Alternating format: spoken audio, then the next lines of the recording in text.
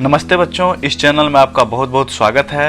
ये video class 10th के students के लिए है जो आगामी बोर्ड एग्ज़ाम देने वाले हैं। मैं अभी NCERT मैथ चैप्टर फर्स्ट वास्तविक संख्या रियल नंबर का ऑब्जेक्टिव्स कराने वाला हूँ। इसी तरह मैथ के सभी चैप्टर्स का ऑब्जेक्टिव करा दूँगा। यदि आप ऑब्जेक्टिव क्लास को नियमित रूप से करते हैं तो यह गारंटी है कि आप आगामी बोर्ड एग्ज़ाम में आपको 50 में से 45 प्लस नंबर जरूर आएगा। मैथ के साथ साथ अन्य विषयों की भी तैयारी होगी ताकि आपको बोर्ड एग्जाम में अधिक से अधिक अंक आ सके। तो चलिए शुरू करते हैं NCERT मैथ क्लास 10th का पहला चैप्टर।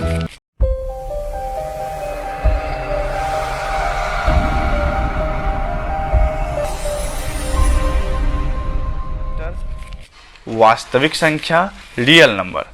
प्यारे बच्चों, इस चैप्टर से लगभग 2 से 3 क्वेश्चंस आते हैं और अगर इसे अच्छे तरीके से आप पढ़ लेते हो तो निश्चित रूप से जो भी क्वेश्चन आएगा इस चैप्टर से उसका आप आसानी से हल निकाल सकते हो। ठीक है, तो इसका पहला क्वेश्चन है √3 है परिमेय संख्या, अपरिमेय संख्या, पूर्णांक संख्या, इनमें से कोई नहीं। तो हम लोग सबसे पहले देखते हैं कि √3 है क्या। तो रूट के अंदर जितनी भी संख्या हैं उसको हम लोग अपरिमेय संख्या मानते हैं। ठीक है, बशर्ते रूट के अंदर 0 नहीं होना चाहिए, रूट के अंदर पूर्ण वर्ग नहीं होना चाहिए। रूट के अंदर पूर्ण वर्ग नहीं होना चाहिए, जैसे √9, √16, ये सब रूट के अंदर पूर्ण वर्ग है, इसका स्क्वायर रूट निकल जाएगा और ये परिमेय संख्या बन जाएंगे। तो ये सब संख्या नहीं होनी चाहिए। फिर रूट के अंदर माइनस वाली संख्या नहीं होनी चाहिए क्योंकि ये काल्पनिक संख्या है। ठीक है, तो इन तीनों संख्याओं को छोड़ के रूट के अंदर कोई भी संख्या है तो वो अपरिमेय संख्या होगा। ठीक है, तो √3 क्या है, इसमें √3 क्या है, √3 है अपरिमेय संख्या। तो पहला का आंसर हो जाएगा बी। दूसरा क्वेश्चन है 2 क्रमिक संख्याओं का मौसो होता है HCF। मौसो को क्या कहते हैं, HCF कहते हैं। तो 2 क्रमिक संख्याओं का मौसो होता है। क्रमिक का मतलब लगातार, जैसे 7, 8 ये क्रमिक हो गया, 12, 13 क्रमिक हो गया, 15, 16 ये क्रमिक हो गया। तो इसका HCF कितना होगा। तो 2 क्रमिक संख्याओं का HCF होता है 1। तो इसका आंसर हो जाएगा ए हो जाएगा। 2 क्रमिक संख्याओं का मौसो 1 होता है। निकाल के देख लेते हैं, जैसे 12, 13 का ही निकालते हैं। 12 एकम 12, 13 में से 12 घटेगा तो 1। फिर 12 को हम लोग भाज्य बना लेंगे और जो शेषफल 1 है इसको भाजक लगाएंगे, 12 बार में लगेगा, कट गया, इसलिए यहाँ HCF 1 आ गया। तो इसका HCF होगा 1। तीसरा क्वेश्चन है 2 लगातार सम संख्याओं का मौसो होता है। 1 होगा या 2 होगा या 3 होगा या इनमें से कोई नहीं। 2 लगातार सम संख्या है। तो एक उदाहरण के द्वारा देख लेते हैं। 2 लगातार सम संख्या लेते हैं, जैसे 16 और 18 ले लेते हैं। इसका HCF निकाल देते हैं। 16 एकम 16, 18 में से 16 घटेगा 2, 18 को इधर लाएंगे, 2 9 18, कट गया। तो HCF कितना होगा, HCF हो गया 2, यही 2 HCF हुआ। तो 3 का आंसर हो जाएगा बी। तो जब भी पूछे 2 लगातार सम संख्याओं का मौसो कितना होता है तो आंसर हो जाएगा 2। अगर पूछे 2 क्रमिक संख्याओं का मौसो कितना होता है तो आंसर हो जाएगा 1। 2 लगातार सम संख्याओं का मौसो कितना होता है तो इसका आंसर हो जाएगा 2। ध्यान में रखना है। हो गया। हाँ, चौथा क्वेश्चन है 5 - √3 है। अब यहाँ पे हम लोग देखते हैं कि 5 - √3 क्या है, परिमेय संख्या है, अपरिमेय संख्या है, पूर्णांक है कि इनमें से कोई नहीं। तो हम लोग जानते हैं कि √3 एक अपरिमेय संख्या है। तो यहाँ √3 अपरिमेय संख्या है, तो अपरिमेय संख्या के साथ अगर परिमेय संख्या भी आए, प्लस में आए माइनस में आए, गुना में आए या भाग में आए तो निश्चित रूप से वो अपरिमेय संख्या ही होगा। तो इसका मतलब है कि 5 माइनस रूट 3 क्या है? अपरिमेय संख्या है। ये अपरिमेय संख्या हो जाएगा 5 माइनस रूट 3। ठीक है, रूट 3 के बारे में जानते हैं कि अपरिमेय संख्या है। इसके साथ अगर कोई परिमेय संख्या भी आए, 2 भी आए, तो ये पूरा अपरिमेय हो जाएगा। ये भी अपरिमेय हो जाएगा, ये भी अपरिमेय हो जाएगा, ये भी अपरिमेय हो जाएगा। तो ये जो भी संख्या हम देख रहे हैं रूट 3 के साथ, सब का सब अपरिमेय है। ठीक है, तो इस टाइप से अगर कोई क्वेश्चन रहे तो वो अपरिमेय संख्या हो जाएगा। 5वां क्वेश्चन है पाई है। तो पाई को हम लोग देखते हैं कि पाई क्या है। पाई का वैल्यू 22/7 या फिर 3.14 हम लोग मानते हैं। ये अप्रॉक्स वैल्यू है। ठीक है, ये अप्रॉक्स वैल्यू है, नज़दीकी मान है। जब किसी क्वेश्चन को हम सॉल्व करते हैं तो इसका पाई का मान 22/7 या फिर 3.14 लेके हल करते हैं, लेकिन सही मायने में ये अप्रॉक्स वैल्यू होता है, इसका मान कुछ और होता है। मतलब 3.14 तो होता ही है, लेकिन और भी इसके पॉइंट के बाद अंक आते हैं। ठीक है, तो पाई को हम लोग अपरिमेय संख्या कहेंगे। पाई है अपरिमेय संख्या। अब यहाँ पे देखिए, पाई के साथ कोई परिमेय संख्या भी आता है तो वो अपरिमेय हो जाएगा। जैसे 2 पाई, ये अपरिमेय है। पाई बाई 2 अपरिमेय है। पाई माइनस 2 ये भी अपरिमेय है। 3 माइनस पाई ये भी अपरिमेय है। ठीक है, तो पाई के साथ देख रहे हैं कि परिमेय संख्या भी आ रहा है, गुना में या बटा में या घटाव में या फिर जोड़ में ही, तो ये सब के सब अपरिमेय संख्या होंगे। तो क्वेश्चन अगर परीक्षा में पूछेगा कि पाई क्या है, तो पाई एक अपरिमेय संख्या है। ठीक है, भले 22/7 इसका अप्रॉक्स वैल्यू होता है, 22/7 को अगर हम कहेंगे तो ये परिमेय संख्या हो जाएगा, या 3.14 को ही कहें तो ये परिमेय संख्या हो जाएगा। लेकिन पाई ये अप्रॉक्स वैल्यू है, अगर पाई की बात करें तो ये अपरिमेय संख्या होगा। क्वेश्चन नंबर 6 है 19/8 का दशमलव प्रसार है।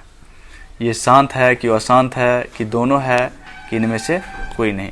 देखिए, किसी भी परिमेय संख्या का प्रेजेंटेशन या तो शांत के रूप में होगा या अशांत के रूप में होगा, दोनों तो हो ही नहीं सकता। ठीक है, तो 19/8 के बारे में हम लोग देखते हैं कि शांत है कि अशांत है। इसको दो तरीका से जांचेंगे।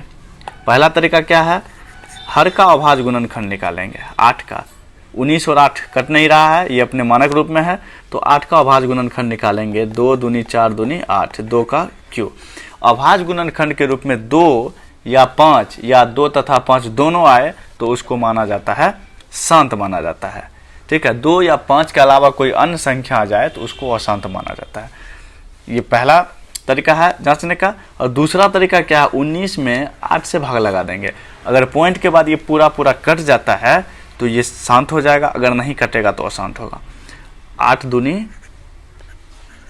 16, 9 में से 6 गया 3, दशमलव देंगे 0, 8 त्रिक 24, 30 में से 24 गया 6, 0 और 7 56, 4 घटेगा 0, 8 पंचे 40। ये दशमलव के बाद कट रहा है, पूरा कट रहा है, इसलिए पाई क्या इसलिए 19/8 क्या है, शांत है। तो यहाँ पे 19/8 हो जाएगा शांत। तो इसका दो तरीका है। पहले तो इसका अभाज्य गुणनखंड निकालेंगे, अभाज्य गुणनखंड में 2 आए 5 आए या दोनों आए तो ये हो जाएगा शांत, या फिर भाग लगा देंगे। भाग लगाने के बाद देखेंगे पॉइंट के बाद अगर पूरा कट गया तो शांत होगा। क्वेश्चन नंबर 7 है कि निम्न में कौन अपरिमेय संख्या है।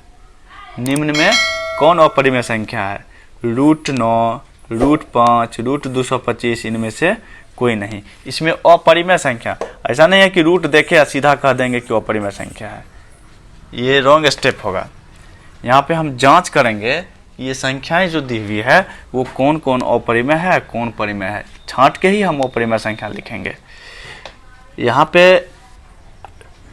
ए नंबर में √9 है, ये वर्गमूल 9 का वर्गमूल हो जाता है 3 और 3 है परिमेय, इसलिए ये आंसर नहीं होगा।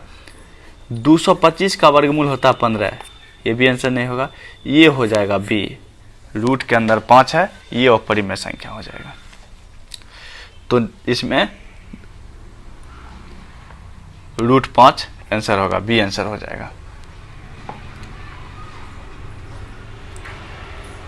8वां क्वेश्चन है, गिनती की संख्या को कहा जाता है। ठीक है, ये डिफाइन इसको किया गया है, डिफिनेशन इसका प्राकृत संख्या का डिफिनेशन है। गिनती की संख्या को प्राकृत संख्या कहा जाता है, तो इसका आंसर हो जाएगा प्राकृत संख्या। गिनती की संख्या को कहा जाता है प्राकृत संख्या। 9वां प्रश्न है, निम्न में कौन अपरिमेय संख्या है। इसमें देखते हैं कौन अपरिमेय संख्या है।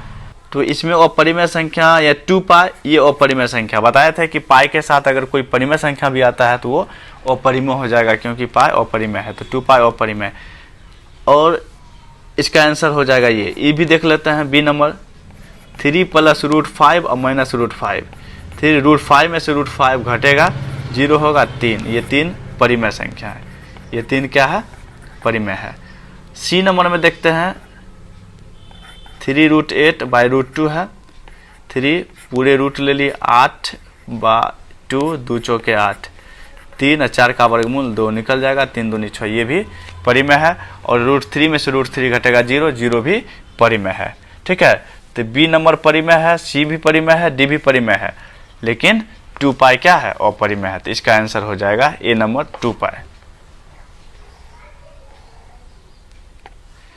क्वेश्चन नंबर 10 है, 12, 15, 21 का एलसीएम होगा। अब 12, 15, 21 का हम लोग एलसीएम निकाल लेते हैं। 12, 15, 21 3 बार में लगेगा, 3 चौके 12, 3 पचे 15, 3 सते 21। अब नहीं लग रहा है, गुना कर देते हैं। 3 को 4 से गुना करेंगे, 4 तिया 12, 12 को 5 से 12 पंचे 60 और 60 को 7 से गुना कर देंगे 420। तो इसका आंसर हो जाएगा बी। क्वेश्चन नंबर 11 है, निम्न में कौन अपरिमेय है। अब देखते हैं कौन अपरिमेय है, हल करके देख लेते हैं।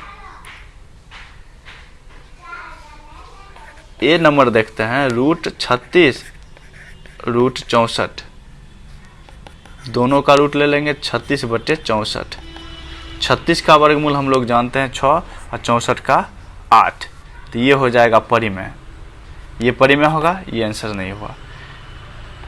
-9 और 49 का वर्गमूल होता है 7, ये भी नहीं होगा।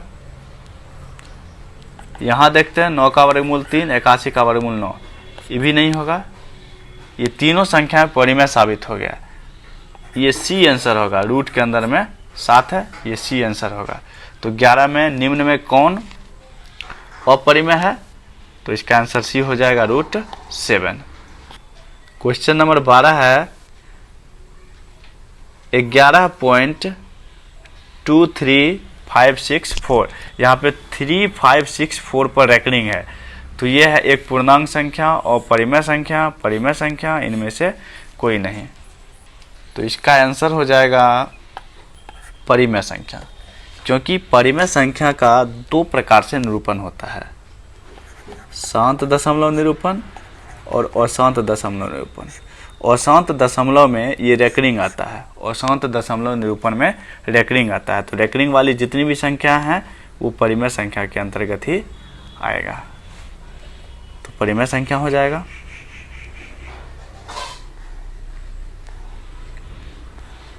परिमेय संख्या को p/q के रूप में व्यक्त किया जा सकता है, जहां q बराबर नहीं हो 0, और जो अपरिमेय संख्या उसे हम p/q के रूप में व्यक्त नहीं कर सकते हैं। 13वां है, निम्न में कौन अशांत दशमलव विस्तार है। इसमें देखना है कि अशांत दशमलव विस्तार कौन सा है। ए ऑप्शन में हर का अभाज्य गुणनखंड निकालेंगे 8, तो 2 का क्यूब होगा, ये शांत हो गया। यहाँ भी वही बात है, ये भी शांत। यहाँ भी हर का अभाज्य गुणनखंड में 2 है, ये भी शांत हो जाएगा।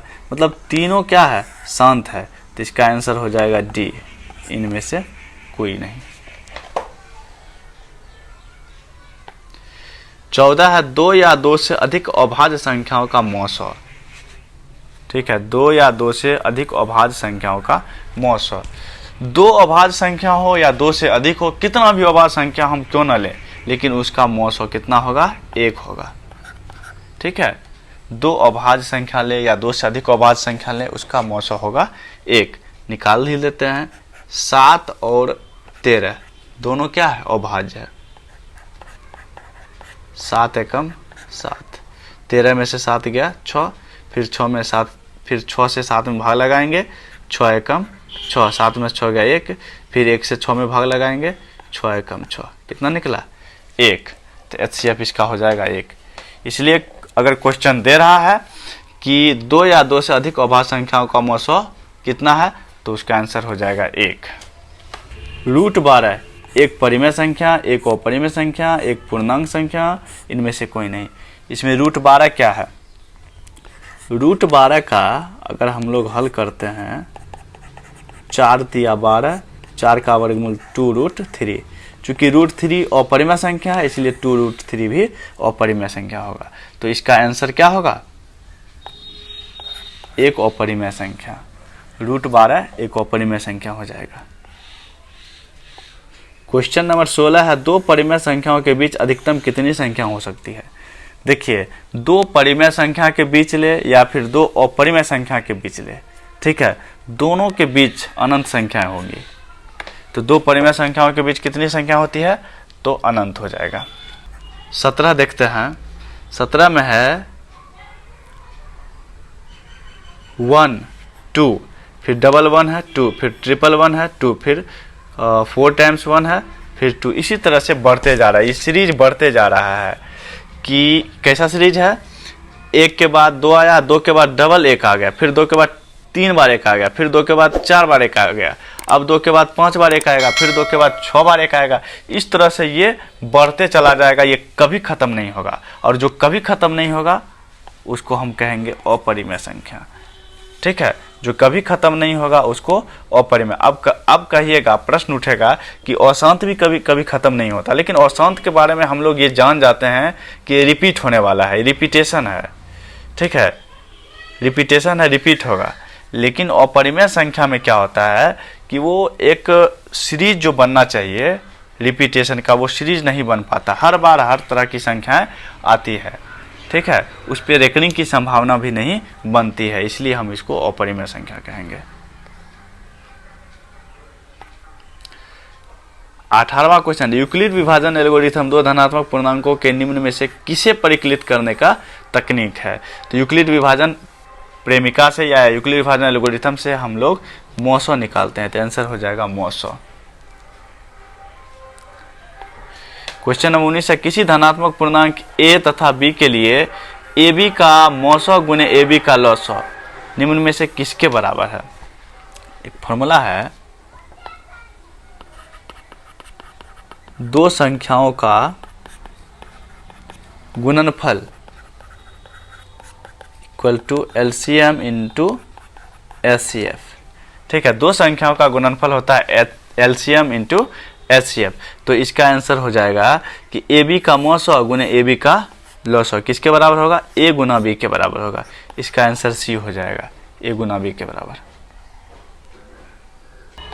क्वेश्चन नंबर 20 है, 6/7 का दशमलव प्रसार होगा, शांत, अशांत, आवर्ती, इनमें से कोई नहीं। यहाँ हम लोग देखते हैं कि हर के रूप में 7 है, और हम जानते हैं कि हर का अभाज्य गुणनखंड में यदि 2 शामिल हो या 5 शामिल हो या 2 तथा 5 दोनों शामिल हो तो वो होगा शांत। लेकिन यहाँ पे ना ही 2 है, ना ही 5 है, ना ही 2 तथा 5 दोनों है, 7 है, इसलिए ये हो जाएगा अशांत हो जाएगा। और इसमें अगर 6 में हम 7 से भाग लगाएंगे तो दशमलव के बाद ये पूर्णतः नहीं कटेगा। ठीक है, रेकरिंग आ जाएगा, इसलिए ये शांत होगा, अशांत होगा, इसलिए ये अशांत होगा। 21 है, निम्न में कौन अभाज्य संख्या है। इसमें हम अभाज्य संख्या को छाटेंगे, कौन अभाज्य संख्या है। इसका आंसर हो जाएगा A नंबर हो जाएगा। इसमें अभाज्य संख्या 2 है। 4 अभाज्य नहीं है क्योंकि इसमें 2 से भाग लग जाएगा, और 87 में 3 से भाग लग जाता है, 29 या 87, इसलिए ये भी अभाज्य नहीं है। इसमें 2 होगा अभाज्य, क्योंकि अभाज्य संख्या का कंडीशन है अपने और एक को छोड़कर किसी अन्य संख्या से भाग नहीं लगना चाहिए। तो 2 में सिर्फ 1 और 2 से ही लगेगा, बाकी किसी से नहीं लगेगा, इसलिए 2 अभाज्य संख्या है। और एकमात्र सम अभाज्य, वैसे तो सम संख्या अभाज्य नहीं होती है, लेकिन एकमात्र 2 ही ऐसी सम संख्या है जो सम रहते हुए अभाज्य है। क्वेश्चन नंबर 22 है, इनमें से कौन परिमेय संख्या नहीं है। इसमें हम लोग को देखना है कि परिमेय संख्या कौन नहीं है। ये 4/5 है, ये परिमेय संख्या है क्योंकि p/q के रूप में है। 7.333 है, ये अगर इसको हम हल करें आगे 7.3 पर रेकरिंग हो जाएगा। ठीक है, ये अशांत दशमलव निरूपण में आ जाएगा, और अशांत दशमलव निरूपण परिमेय संख्याओं का ही होता है, इसलिए ये भी परिमेय है। तो इसका आंसर हो जाएगा बी, क्योंकि 1.2 1 के बाद फिर डबल 2 आ गया है, फिर 1 के बाद ट्रिपल 2 आ गया है, फिर 1 के बाद 4 बार 2 आएगा, फिर 1 के बाद 5 बार 2 आएगा, इसी तरह से बढ़ते चला जाएगा, कभी खत्म नहीं होगा। तो इस टाइप की संख्याएं अपरिमेय संख्या ही होती है, इसलिए इसमें क्वेश्चन कर रहा है कि इनमें से कौन परिमेय संख्या नहीं है, कौन परिमेय संख्या नहीं है, तो आंसर बी हो जाएगा। 23 है, 3/5 का दशमलव प्रसार। 3 में 5 से अगर हम भाग लगाते हैं, 0 पॉइंट देंगे, 0 5 6 30, पूरा कट गया। ठीक है, इसलिए क्या होगा, ये शांत होगा। वैसे भी बताया गया है कि हर के अभाज्य गुणनखंड में यदि 2 आए, 5 आए, या 2 तथा 5 दोनों आए, तो उसका निरूपण शांत कहलाता है। 24 नंबर, 2 अपरिमेय संख्याओं के बीच अधिकतम कितनी संख्या हो सकती है, तो इसका आंसर हो जाएगा अनेक। ठीक है, यदि 2 परिमेय संख्या के बीच की संख्या पूछे या फिर 2 अपरिमेय संख्या के बीच की संख्या पूछे, तो दोनों का आंसर क्या होगा, अनंत होगा, अनेक होगा।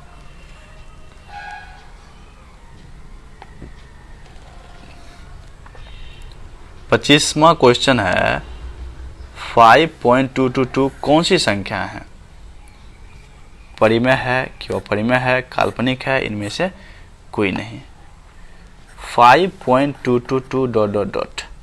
इसको हम लिख सकते हैं 5.2 पर रेकरिंग, और रेकरिंग है इसलिए ये हो जाएगा परिमेय संख्या।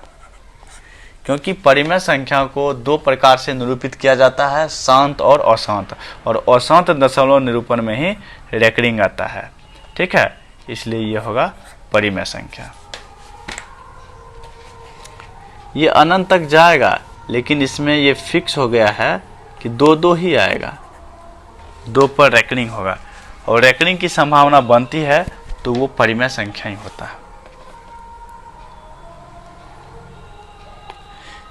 क्वेश्चन नंबर 26 है, संख्या 0.32 पर रेकरिंग है p/q के रूप में, जहां p और q पूर्णांक हो तथा q बराबर नहीं हो 0, तो लिखा जाता है, क्या लिखा जाता है, देख लेते हैं। 0.32 पर रेकरिंग, तो 0.32 2 अंक पर रेकरिंग है, तो 99 हो जाएगा, 2 बार 9 हो जाएगा। 3 अंक पर रेकरिंग रहता तो नीचे में 3 बार 9 लिखते, 32/99, तो इसका आंसर हो जाएगा सी। 27वां है, संख्या 0.3 2 पर रेकरिंग है, 3 पर रेकरिंग नहीं रह के 2 पर सिर्फ रेकरिंग है, तो इसे p/q के रूप में हम लोग व्यक्त करते हैं। तो इसको कैसे व्यक्त करेंगे, 0.3 2 पर रेकरिंग, तो इसको हम लोग ऐसे शॉर्टकट में ऐसे हम निरूपित करते हैं। 0 पूर्णांक, ये पूरा का पूरा 32 लिख लेंगे, और बिना रेकरिंग वाला अंक डिजिट घटा लेंगे। बिना रेकरिंग में 3 है, इसको घटा लिए, और चूंकि एक अंक पर रेकरिंग है, इसलिए नीचे में 1 9, और पॉइंट के बाद रेकरिंग के पहले एक अंक है जो बिना रेकरिंग का है, तो चूंकि एक अंक बिना रेकरिंग का है, इसलिए 1 0 होगा। 2 अंक बिना रेकरिंग का होता तो 2 0 होता।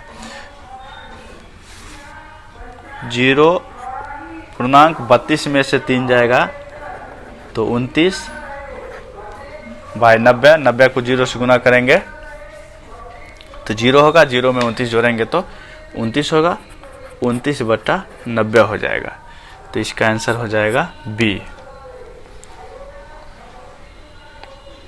क्वेश्चन नंबर 28 है 455 और 42 का HCF होगा 35, 7, 12, 5। इसमें देख लेते हैं क्या होगा HCF।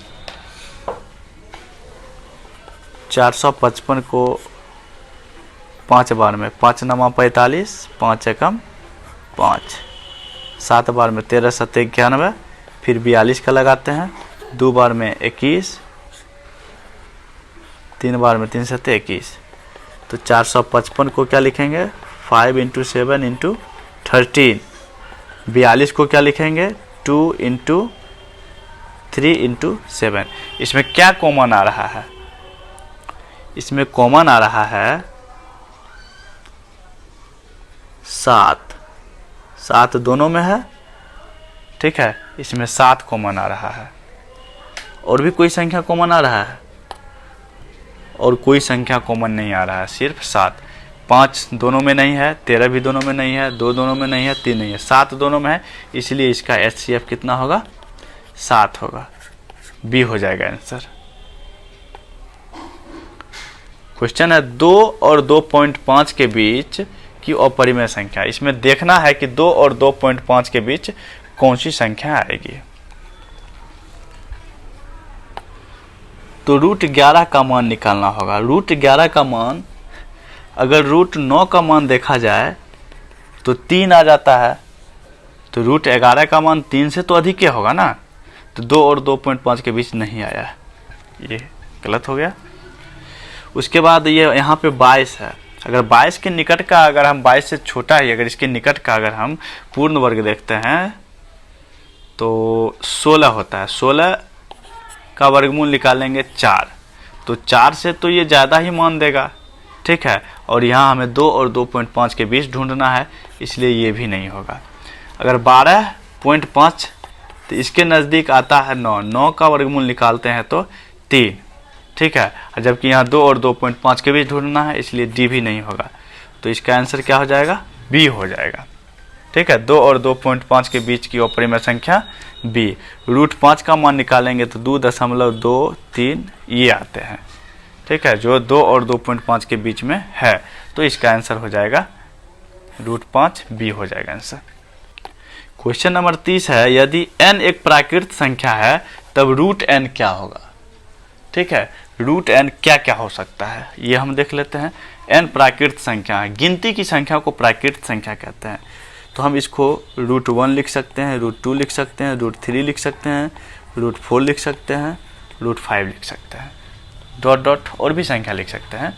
लेकिन यहाँ पे हम देखते हैं √1, इसका वैल्यू हो जाएगा 1, ये √2 ही रहेगा, √3 हो जाए, इसका वैल्यू हो जाएगा 2, √5। हम यहाँ 2 प्रकार की संख्या देखते हैं। ये 1 और 2 जो है ये परिमेय संख्या है, जबकि √2, √3, √5 अपरिमेय संख्या है। तो इसमें हम लोग ऑप्शन देखते हैं कौन सा होगा। पहला ऑप्शन है हमेशा प्राकृत संख्या, ठीक है, ये गलत हो गया। ये हमेशा प्राकृत संख्या नहीं होगा, क्योंकि ये √2 में आ गया है, √3 में आ गया है। ये 1 और 2 के लिए हम प्राकृत संख्या कहेंगे, लेकिन इसके लिए नहीं कहेंगे, इसलिए ये गलत हो गया। बी ऑप्शन है हमेशा अपरिमेय संख्या। हमेशा अपरिमेय संख्या कहाँ आ रहा है, √2 अपरिमेय, √3 अपरिमेय है, √5 अपरिमेय, लेकिन 1 2 तो परिमेय है, इसलिए ये भी गलत हो गया। हमेशा परिमेय संख्या, हमेशा परिमेय संख्या भी नहीं आ रहा है, जबकि √2 √3 क्या है अपरिमेय, ये भी गलत हो गया। और लास्ट ऑप्शन है कभी प्राकृत संख्या और कभी अपरिमेय संख्या, ये सही है। यहाँ 1 और 2 के लिए कहेंगे तो ये प्राकृत संख्या होगा, √2 √3 √5 के लिए कहेंगे तो ये अपरिमेय संख्या होगा। तो इसका आंसर हो जाएगा डी हो जाएगा, इसका आंसर हो जाएगा डी। तो कभी प्राकृत संख्या और कभी अपरिमेय संख्या।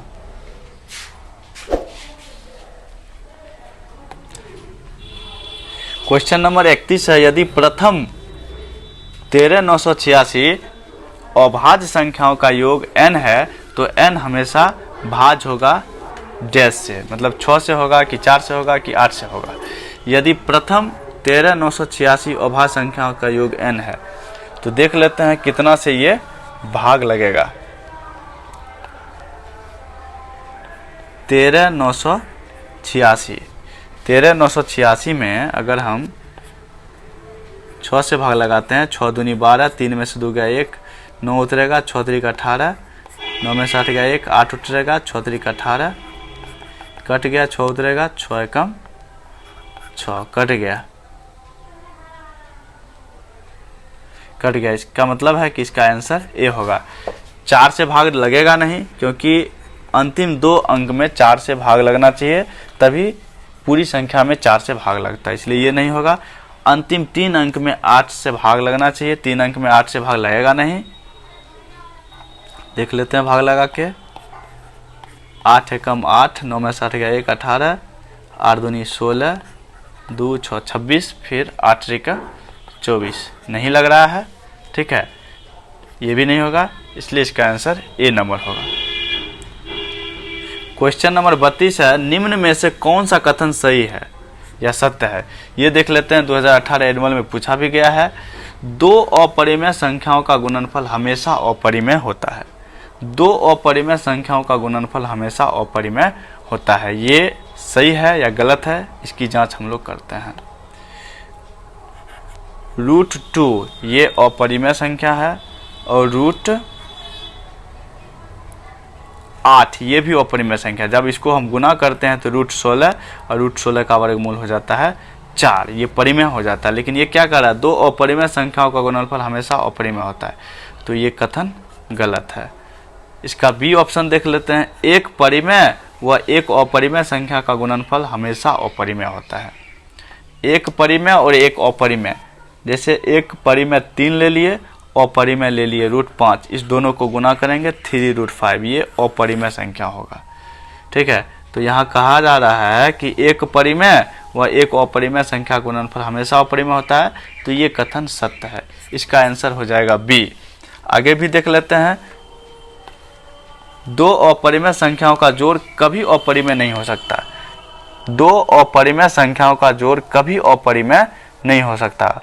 ये कह रहा है कि 2 अपरिमेय संख्याओं को जोड़ेंगे तो ये अपरिमेय होगा ही नहीं। √2 और प्लस √2 जोड़ते हैं तो 2√2 हो जाएगा, ये अपरिमेय है। या फिर √2 को √3 में जोड़ते हैं तो ये भी अपरिमेय ही होगा, ठीक है। तो 2 अपरिमेय संख्याओं का जोड़ कभी अपरिमेय नहीं हो सकता। अपरिमेय संख्याओं को जोड़ने पर अपरिमेय ही होता है, लेकिन ये कह रहा है कभी अपरिमेय नहीं हो सकता, इसलिए इसका कथन गलत है। डी नंबर में है कि एक पूर्णांक तथा एक परिमेय संख्या का जोड़ कभी पूर्णांक नहीं हो सकता। एक पूर्णांक तथा एक परिमेय संख्या का जोड़ कभी पूर्णांक नहीं हो सकता है, ये भी कथन गलत है। एक पूर्णांक तथा एक परिमेय संख्या का जोड़ कभी पूर्णांक नहीं हो सकता। देखिए, एक पूर्णांक कर रहा है तो 2 पूर्णांक है, तथा एक परिमेय संख्या कर रहा है 3 परिमेय संख्या, दोनों को जोड़ेंगे तो 3 2 5, 5 क्या है, पूर्णांक है, लेकिन ये कहता है कभी पूर्णांक नहीं हो सकता। ये गलत कर रहा है, डी भी गलत। तो फाइनली इसका आंसर बी ही होगा। 33 है, संख्या रेखा नंबर लाइन पर प्रत्येक बिंदु प्रदर्शित करता है। एक वास्तविक संख्या, एक प्राकृतिक संख्या, एक परिमेय संख्या, एक अपरिमेय संख्या। देखिए, संख्या रेखा पर जो बिंदु होता है वो परिमेय भी हो सकता है, अपरिमेय भी हो सकता है, ठीक है, प्राकृतिक भी हो सकता है। इसलिए इसका आंसर क्या होगा, एक वास्तविक संख्या होगा। संख्या रेखा पर प्रत्येक बिंदु प्रदर्शित करता है, एक वास्तविक संख्या हो जाएगा आंसर। क्वेश्चन नंबर 34, निम्न में कौन सा परिमेय है, ठीक है। पाई के बारे में हम लोग जानते हैं, पाई क्या है, अपरिमेय, ये नहीं होगा। √7 ये भी अपरिमेय है, और 3√3/√2 ये भी अपरिमेय है। तो इसका आंसर हो जाएगा सी, क्योंकि √16/25 है, इसका वर्गमूल हो जाएगा 4/5, ये 4/5 परिमेय है, इसलिए इसका आंसर सी होगा। 35 है, निम्न में कौन अलग है। कौन अलग है ये देख लेते हैं। 3/5 ये है परिमेय संख्या, 4 चौके 16 कट के 4 का वर्गमूल 2, ये भी है परिमेय संख्या। 25/9 ये भी है परिमेय संख्या। तो ये तीनों समान है, लेकिन question number option number C जो है ये अपरिमेय संख्या है, तो यही डिफर होगा। तो निम्न में से कौन अलग है, तो इसका आंसर हो जाएगा सी। क्वेश्चन नंबर 36 है, x का पावर n माइनस 1 का एक गुणक x प्लस 1 है, तो n निश्चित रूप से क्या है, एक विषम पूर्णांक, एक सम पूर्णांक, एक ऋणात्मक पूर्णांक और एक धनात्मक पूर्णांक। 2008 के एनुअल में पूछा गया क्वेश्चन है, इंपॉर्टेंट है, इसको देख लेते हैं कि n निश्चित रूप से एक विषम पूर्णांक। अगर हम विषम पूर्णांक लेते हैं तो क्या होता है, विषम पूर्णांक n का मान अगर हम विषम पूर्णांक 3 लेते हैं तो x का पावर 3 और माइनस 1, इसमें क्या x प्लस 1 से भाग लगेगा, एक्स क्यू माइनस 1 का क्यू, इसको जब हम लोग करते हैं, हल करते हैं, तो x minus 1 into x square plus x plus 1 आएगा। ठीक है, तो x प्लस 1 आता ही नहीं है, इसलिए ये ऑप्शन नहीं होगा। उसके बाद एक ऋणात्मक पूर्णांक, ये भी नहीं होगा, क्योंकि x का पावर अगर हम माइनस 2 लेते हैं फिर माइनस 1 लेते हैं तो ये मुश्किल हो जाएगा, ये भी नहीं होगा। एक धनात्मक पूर्णांक, धनात्मक पूर्णांक अगर लेते हैं, x का पावर अगर हम 2 लेते हैं और माइनस 1 लेते हैं, यहाँ हम x का पावर 2 कर दिए, माइनस 1, यहाँ 2 धनात्मक पूर्णांक है, तो a square minus b square पे टूटेगा a plus b into a minus b, तो यहाँ पे कट जाएगा, ये x प्लस 1 से भाग लग जाएगा एक्स स्क्वायर माइनस 1 में, तो ये संभव है। लेकिन अगर हम दूसरा धनात्मक पूर्णांक ले लेते हैं, x का पावर 3 माइनस 1, 3 भी धनात्मक पूर्णांक है, तो 3 वाला में भाग नहीं लगेगा। ठीक है, तो ये कह रहा है कि एक धनात्मक पूर्णांक, मतलब हमेशा धनात्मक पूर्णांक अगर रहता है तो x प्लस 1 से भाग लगता है, ऐसा नहीं है कभी लगेगा कभी नहीं लगेगा। लेकिन जब हम एक सम पूर्णांक लेते हैं, जब हम सम पूर्णांक लेते हैं, मतलब x के जगह पर 2, 4, 6, 8 डॉट डॉट डॉट, ये सम पूर्णांक लेते हैं, तब क्या होता है, x का पावर n माइनस 1 है, तो x का पावर सम मतलब 2 और माइनस 1 लेते हैं, तो x का पावर 2 माइनस 1 का भी पावर 2 कर सकते हैं, तो x plus 1 into x minus 1, यहाँ पे x प्लस 1 से भाग लग जाएगा। अगर x के जगह पर 4 लेते हैं, इसको हल करते हैं, 2 का पावर 2 फिर माइनस 1 का पावर 2, यहाँ a square minus b square पर a plus b into a minus b, तो एक्स स्क्वायर माइनस 1 में हम लोग देख रहे हैं x प्लस 1 से भाग लगा है, इसलिए इसमें भी भाग लगेगा। तो इसका फाइनल आंसर हो जाएगा बी, एक सम पूर्णांक रहेगा तभी x प्लस 1 से भाग लगेगा।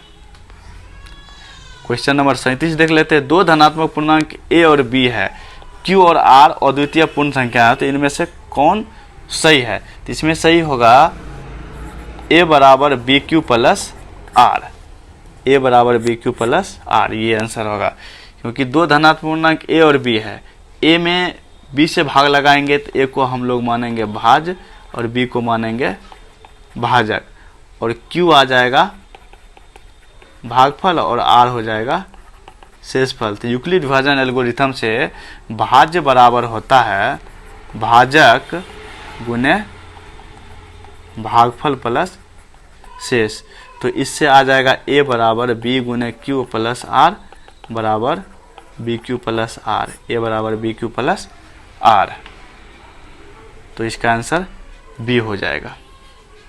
क्वेश्चन नंबर 38 है, किसी भाज्य संख्या को प्राप्त किया जा सकता है, किसी भाज्य संख्या को प्राप्त किया जा सकता है भाज्य संख्याओं के गुणनफल के रूप में, अभाज्य संख्याओं के गुणनफल के रूप में, सम संख्याओं के गुणनफल के रूप में, इनमें से कोई नहीं, तो इसका आंसर हो जाएगा अभाज्य संख्याओं के गुणनफल के रूप में। जैसे एक उदाहरण लेते हैं, 12 क्या है, भाज्य है, जब इसको हम गुना करेंगे 2 दूनी 4 तिया 12, इसको तोड़ेंगे 12 को तो 2 गुने 2 गुने 3, 2 अभाज्य है, 2 अभाज्य है, 3 भी अभाज्य है, मतलब अभाज्य संख्याओं का गुणनफल है 12, मतलब 12 क्या है, भाज्य है। तो अभाज्य संख्याओं के गुणनफल से ही भाज्य संख्या को प्राप्त किया जा सकता है, इसलिए किसी भाज्य संख्या को प्राप्त किया जा सकता है अभाज्य संख्याओं के गुणनफल के रूप में, आंसर हो जाएगा बी। क्वेश्चन नंबर 39 है, किसी प्राकृत संख्या n के लिए संख्या 6 का पावर n अंक शून्य पर समाप्त हो सकता है। 6 का पावर n अंक, 6 का पावर n अंक है, इसको 2 गुने 3 n, 2 का पावर n, 3 का पावर n। हम जानते हैं कि कोई भी संख्या शून्य पर तभी समाप्त होगा जब उसके अभाज्य गुणनखंड में 2 के साथ साथ 5 भी हो। ठीक है, 2 के साथ साथ 5 भी हो। यहाँ क्या देखते हैं, 2 है लेकिन 5 नहीं होके 3 है, तो 2 के साथ 5 आना चाहिए तभी शून्य पर समाप्त होगा। यहाँ 2 के साथ 5 नहीं आ रहा है, इसलिए ये शून्य पर समाप्त नहीं होगा। तो इसका आंसर हो जाएगा बी। और क्वेश्चन नंबर लास्ट है, यदि c बराबर डी क्यू प्लस आर, जहाँ 0 से बड़ा और बराबर है r और r से बड़ा है d, मतलब r का जो वैल्यू होगा 0 भी हो सकता है, 0 से बड़ा होगा लेकिन d से छोटा होगा। और r बराबर 0 होने पर HCF का मान कितना होगा। r बराबर जब 0 हो तो HCF का मान कितना होगा। तो r बराबर 0 होने पर उसका HCF होता है, भाजक होता है। तो इसमें भाजक क्या है, इसमें भाजक है d है। ठीक है, तो भाजक d है तो d इसका HCF होगा। तो इसका आंसर हो जाएगा a, इसका आंसर हो जाएगा a, क्योंकि हम लोग जानते हैं यूक्लिड विभाजन एल्गोरिथम में a बराबर बी क्यू प्लस आर। तो यहाँ पे b क्या है, ये भाजक होता है, b भाजक होता है, q होता है भागफल। ठीक है, तो यहाँ पर q भागफल हो गया तो d भाजक हो गया, और चूंकि शेषफल 0 है तो अंतिम भाजक d ही होगा। तो d होगा तो यहाँ पे HCF का मान यही d हो जाएगा। तो आंसर हो जाएगा a। तो इस तरह से हम लोग पहला चैप्टर का ऑब्जेक्टिव देख लिए। आप लोग इसे अच्छे से इस वीडियो को देखिएगा तो निश्चित रूप से इस चैप्टर से अगर कोई क्वेश्चन पूछता है तो क्वेश्चन नहीं छूटेगा। और हर एक एग्ज़ाम में इस चैप्टर से 2 से 3 क्वेश्चन रहता ही है। तो उम्मीद करते हैं कि इससे आपको बेनिफिट होगा और आप इस चैप्टर से जो 2 या 3 अंक का क्वेश्चन पूछे उसको आप आसानी से हल कर सके। ठीक है, फिर मिलते हैं नेक्स्ट वीडियो में, तब तक के लिए धन्यवाद।